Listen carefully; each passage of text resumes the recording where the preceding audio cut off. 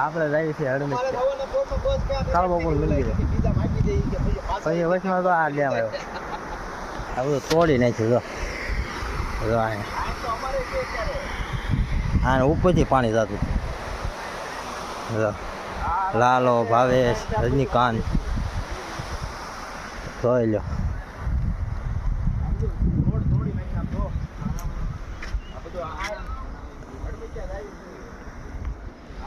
ખાલી 3 કલાક વરસાદ આવ્યો ને આ બધું તોડ નાખ્યું હજી પાણી ચાલુ જ છે હો પાછું તો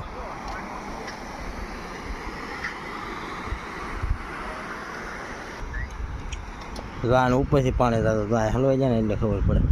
હા જાય આ બધું તોડ નાખ્યું